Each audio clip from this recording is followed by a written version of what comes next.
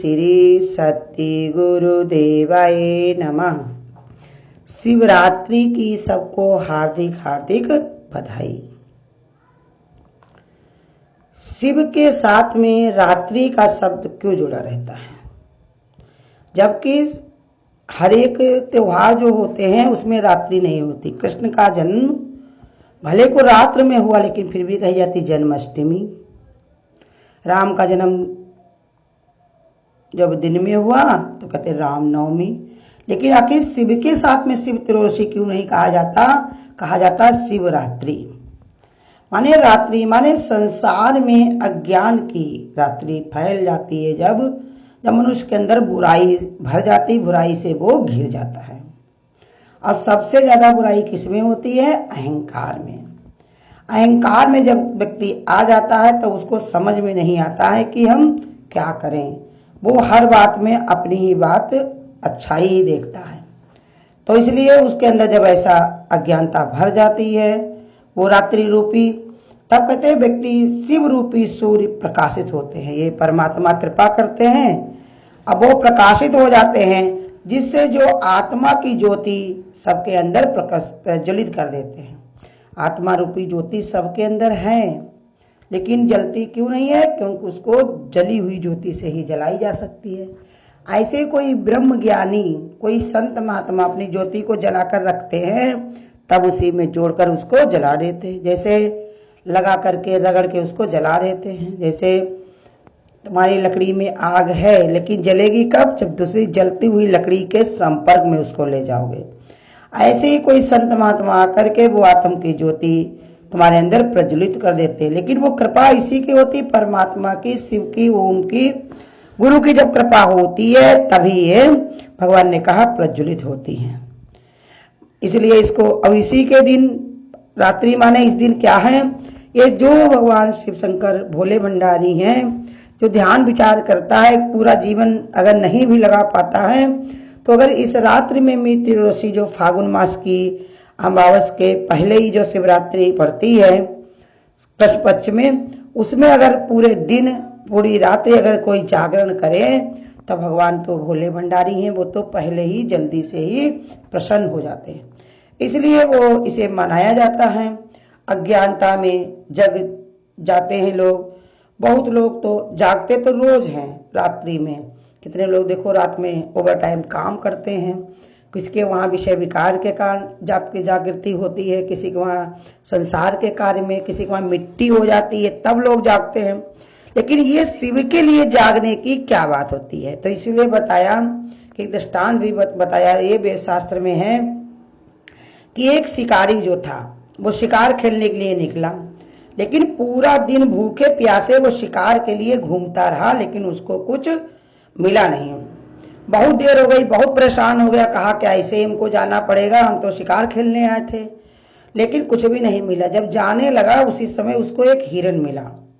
हिरन को जब शिकार करने जा रहा था, ये तीर मारने जा रहा था, इतने में हिरन हाथ जोड़ के प्रार्थना करने लगा कि हमको मत मारो, हमारे बच्चे हमारी रास्ता देख रहे होंगे, हमारी पत्नी हमारी रास्ता देख रही होगी, हम थोड़ा उनको बता दें, अब फिर तुम यही रास्ता देखो, हम आ जाएंगे, अब फिर आप हमारा शिकार कर लेना।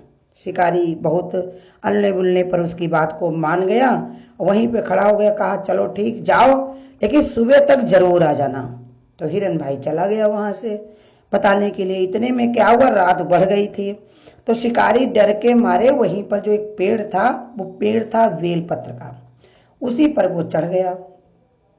जब वो चढ़ गया, क्योंकि अगर वो नीचे खड़ा रहता तो कोई शेर आए, भालू आए, चीता आए, कोई जानवर आए या कुछ भी, तो उसको जान जाने का खतरा था। इसलिए वो इस पेड़ पर चढ़ गया। और जब पेड़ पर वो चढ़ गया तो वो पेड़ था जब बेलपत्र का, और रात में सर्दी भी थी, क्योंकि अब इतनी सर्दी नहीं होती, लेकिन बहुत समय पहले कितनी शिवरात्रि को सर्दी होती थी।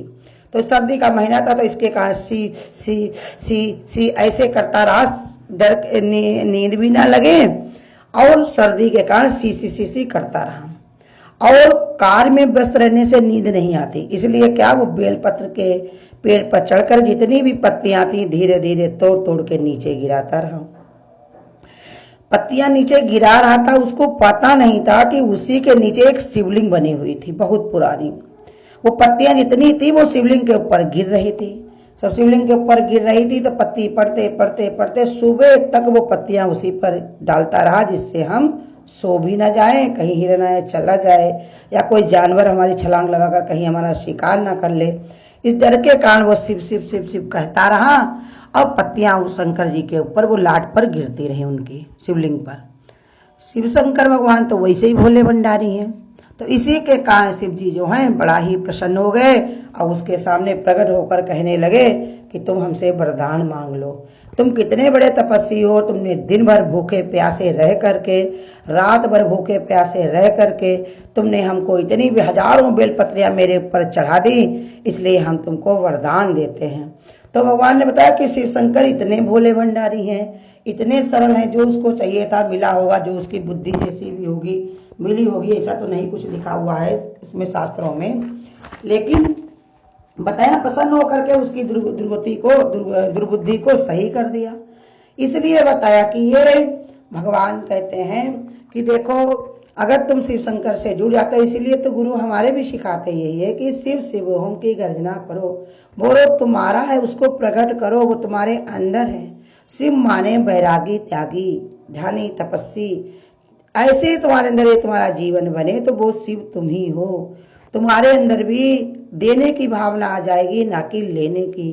तुम्हारे अंदर भी वही परमात्मा ऐसी क्षमता भर देगा कि कोई भी कार्य तुमको जो है मुश्किल नहीं लगेगा, क्योंकि वो तुम्हारा अपना रूप जब तक तुम अपना प्रकट नहीं कर सकते हो तब तक है समस्या। जिस दिन तुमने प्रकट कर लिया अपने अंदर वो ज्योति, तो कोई बात परेशानी की घबराने की नहीं होती है।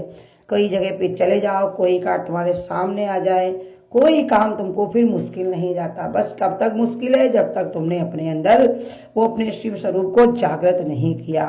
और गुरु हमारे कहते हैं कि अपने अंदर ऐसे विचार भरो कि जो शिवरात्रि है, माने जो रात्रि है, इसको हम हटा करके शिव शिव होम की गर्जना करेंगे, शिव के प्रकाश में बैठेंगे, अपना जीवन हम त्यागी तमस्वी बनाएंगे।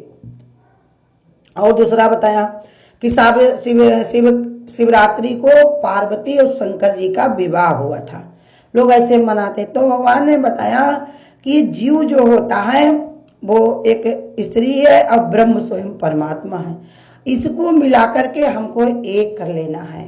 ना अब तक किया तो शिवरात्रि में अपने एक करो, परमात्मा को एक में मिलाकर रखो। राम में ऐसे रम जाएं, पानी में मिले जियो नमक डली, हम राम में ऐसे रम जाएं। राम कहत रामी रहा, तो आप विसर्जन होए, तो सुमिरन कहिए सोए। ऐसे शिव शिवोम का अपना ध्यान विचार करो कि उसी में मिल करके एक स्वरूप हो जाओ। फिर तुम भगवान ने बताया तुम्हारा अलग से कोई अपना अस्तित्व ही ना बचे।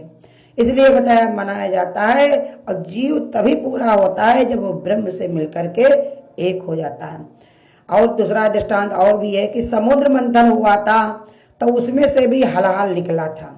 अब हलाहल निकला था तो सारे देवता परेशान हो गए कि सब चीज तो सब लोगों के काम आ गई, लेकिन ये हलाहल का क्या होगा। तब शिव की आराधना की तो शिव जी ने आकर के उसको इसी दिन शिवरात्रि को ही उसको पिया था। इसी के कारण जैसे बताया कि आज के दिन अपना विकार रूपी अज्ञान रूपी ये जहर जो है वो तुम पियो, पी लो पियो, और नहीं तो भगवान को याद करो, शंकर को याद करो, वो तुमको सारे विकारों को हटा करके तुम्हारे अंदर अमृत का कलश तुमको प्राप्त कराएंगे।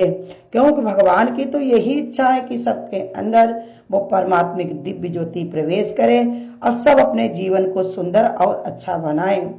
अपने जीवन में जिन्होंने लगा लिया है अब परमात्मा पर वही बलिहारी जाए कि देखो आज गुरु तरह तरह से हमको कैसे समझाते हैं, बताते हैं कि देखो हमारे परमात्मा हमारे ही अंदर है, गुरु ने हमको वही रूप लखाया है। अपने शिव रूपी परमात्मा को याद करो, अगर नहीं है भाई अंदर से कर पाते हो तो बाहर मुक्ता में भी शिव शिवोम की गर्जना करो।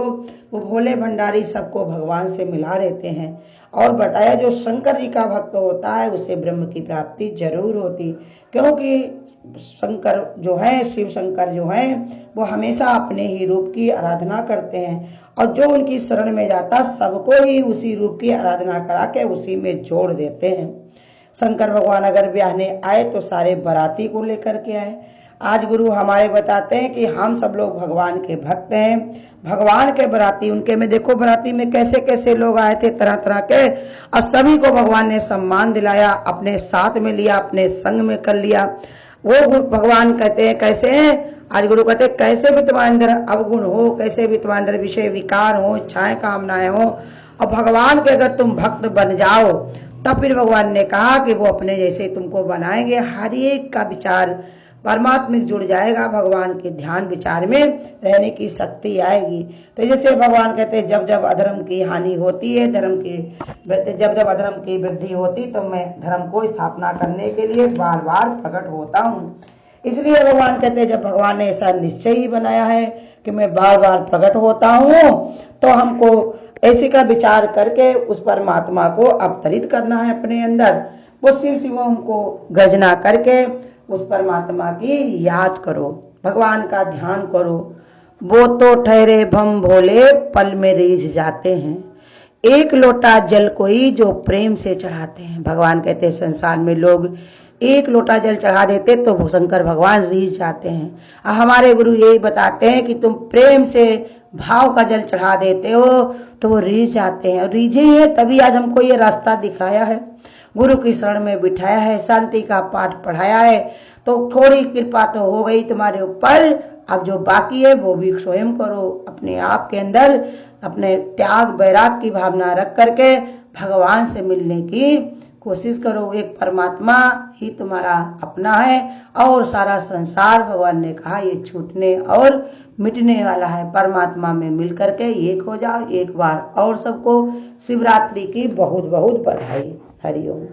अगर आपको आज की वीडियो अच्छी लगी हो तो वीडियो को लाइक और शेयर करना ना भूलें।